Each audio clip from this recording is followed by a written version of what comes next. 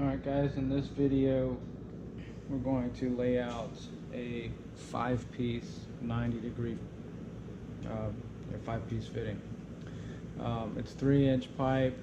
We're going to go with a 15-inch radius, which means when we do the math with a 15-inch radius, 90 degrees, we end up with, we've got 2 A's, each one being 3 inches long, and then we'll have 3 B's, each of which will be 6 inches long.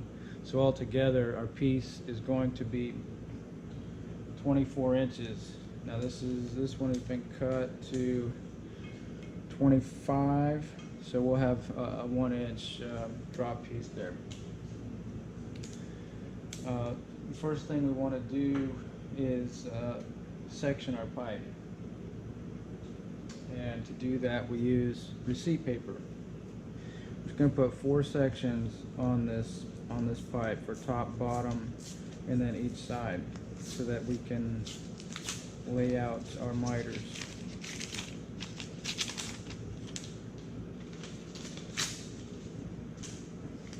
Okay. All you need is to pull out enough to get around the pipe.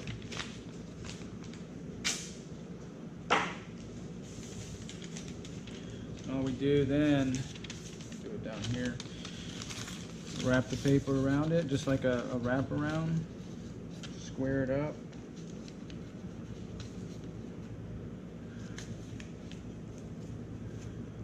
Just like a wraparound, okay. Let it overlap, okay.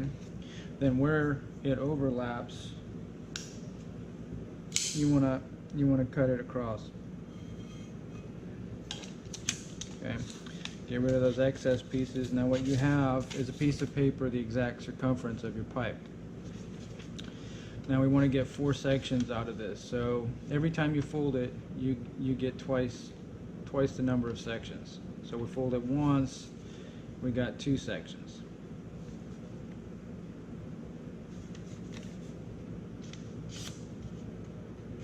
Okay, fold it twice, we'll have 4 sections.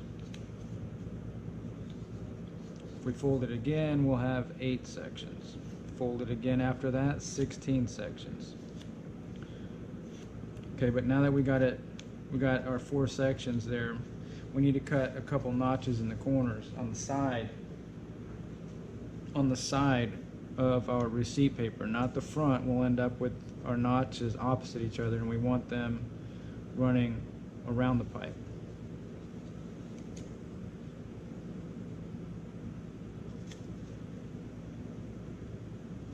You can do this with a sheet of paper, anything that'll lay flat enough and straight enough for you to get your sections. Okay, now we have 4 sections. So now I'm going to come down here, put it together, and then I'm just going to put a soapstone mark at each of those corners.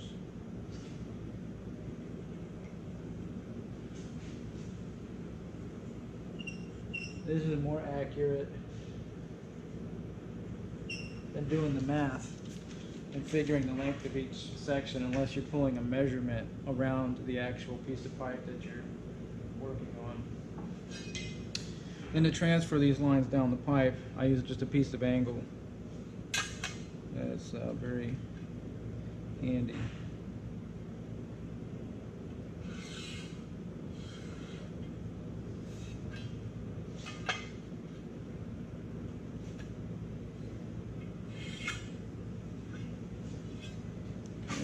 Rotate it.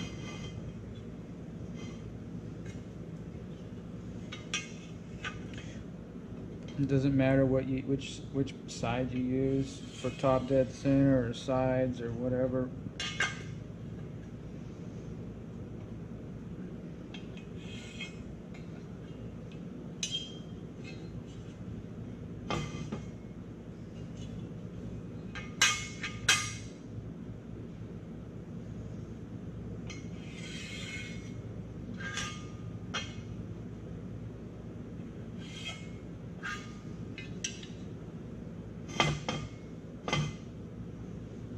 And then our last section.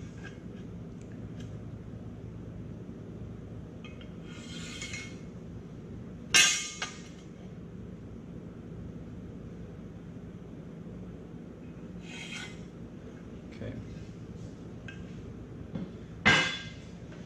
Now we're going to lay out all our sections on this one piece, okay? The first section is an A, so we got 3 inches from the end. Just put a mark there. Then our B is 6 inches, so we're going to go 6 inches. Okay, we've got another B. Then one more B. And then an A. So right here we put a wraparound mark, and that'd be a square cut on our fitting. So now you wrap around all of these.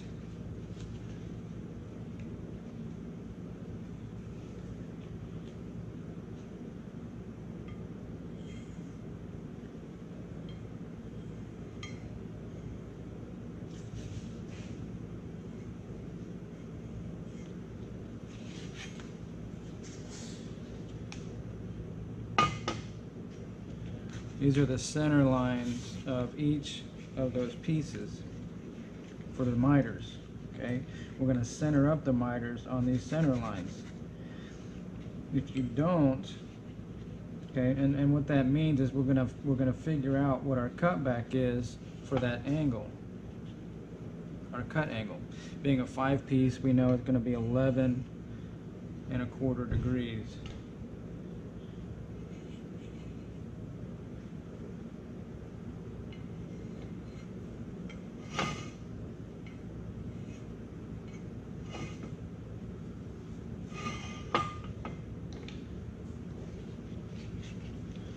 Okay, so with 11¼ degrees and a 3½ inch OD, our miter is going to be about 3/4 inch, which means we're going to split that miter 3/8 inch on each side of this center line.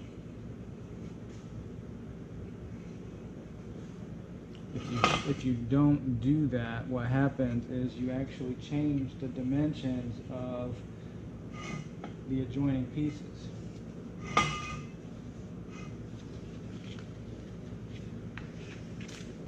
And we don't want to do that. It's the whole purpose of being able to select the radius we want or need. We need to build our project to that radius. So changing your center lines on your miters, you would not have the radius that you were going for.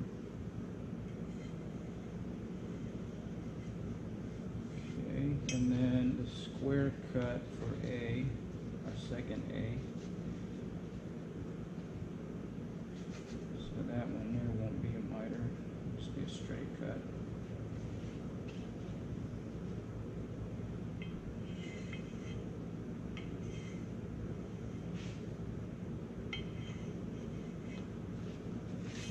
Alright.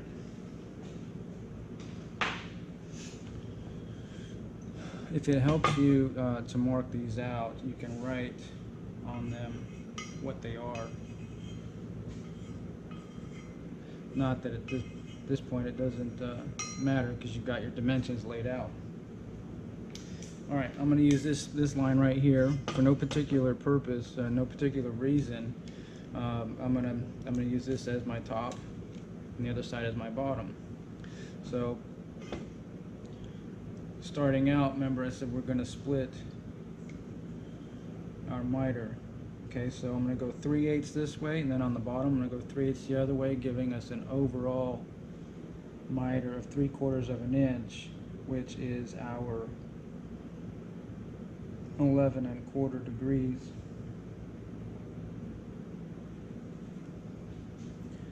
Okay, now and go 3/8 the other way.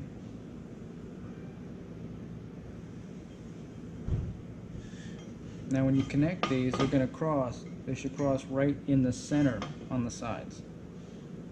Okay, so being that the miter is on this side of A, we want our miter to be on that side of our next line because our throats are smaller. The heel is longer. So if you put your miter on the same side of each of these wraparound marks, you'll end up with no bend at all. Your throats are shorter, so we're going to keep our throats on the same side. So we're going to go 3/8 this way for this piece. Okay, so that makes our throat shorter, which means on this one it's going to be the heel side because it's going to be longer. It's on the other side of our wraparound mark.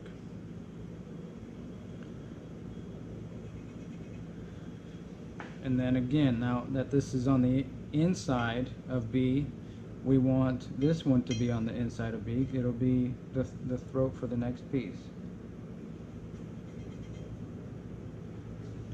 Okay, and we'll do the same thing on the opposite side. Okay, this is the longer side, so we're going to make this longer.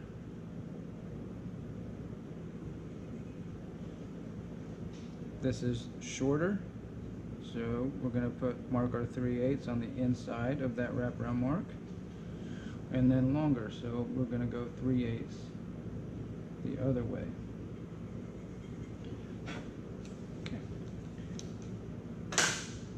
Now I'm going to use my horseshoe to connect all these because I don't have anybody here to help me hold this.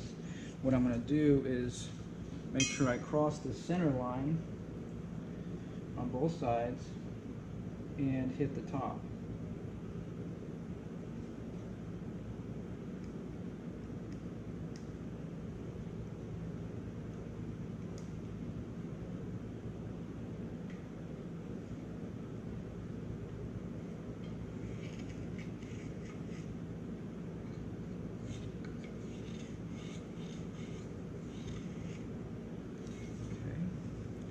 Same thing on this one.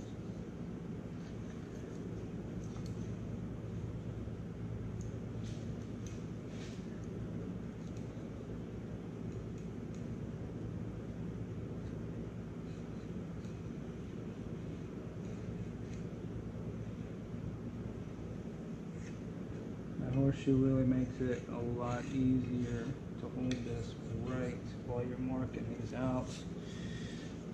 Can be a real pain by yourself with a wraparound.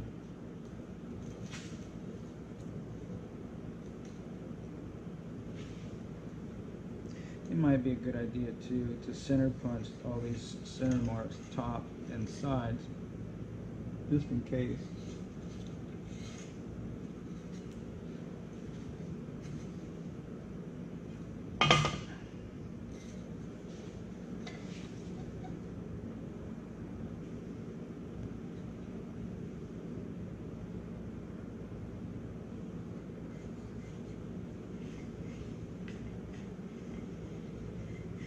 Now if you were laying out a 3-piece 90, obviously you would have stopped a long time ago. You would have just one bead to worry about. But other than that, everything is the same. Now we're going to rotate this over, do the same thing.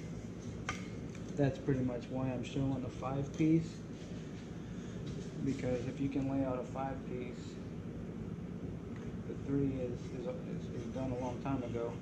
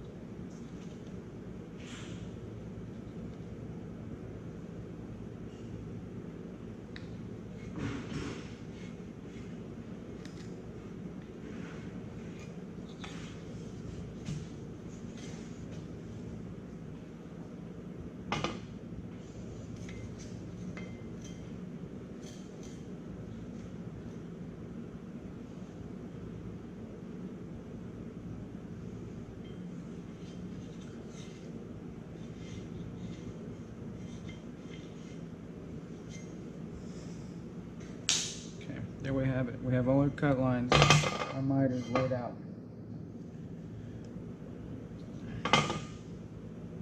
See this is our throat, heel, heel,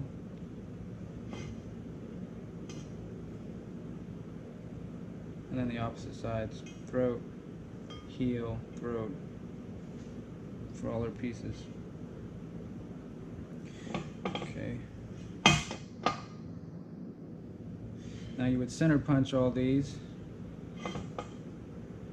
If you're going to cut it with a torch, you want to make sure that you got your torch head angled with the miter.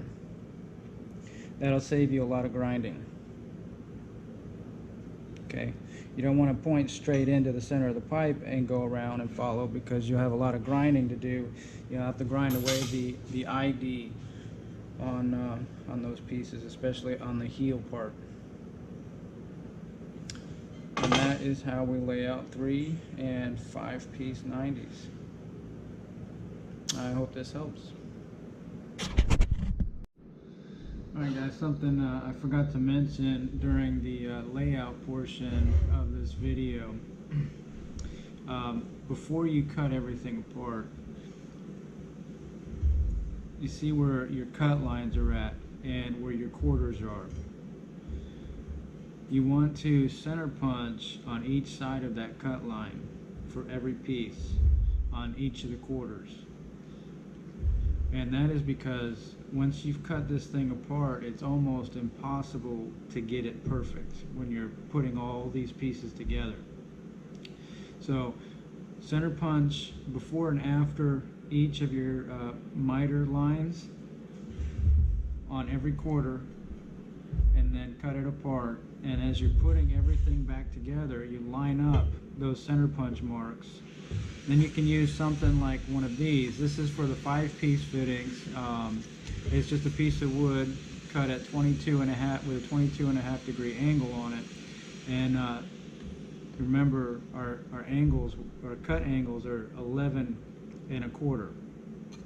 So those two together equal 22.5. So every time you take 2 of these pieces and fit it together, you put this in the throat and you can get your angles right. So by the end of all those pieces, you've got 90 degrees. If you're doing a 3-piece 90, this one here is cut with a 45 degree angle. So you stick it in the throat, line it up, get all your center punch marks lined up, and you're as good as it's going to get. These things are extremely difficult to get perfect.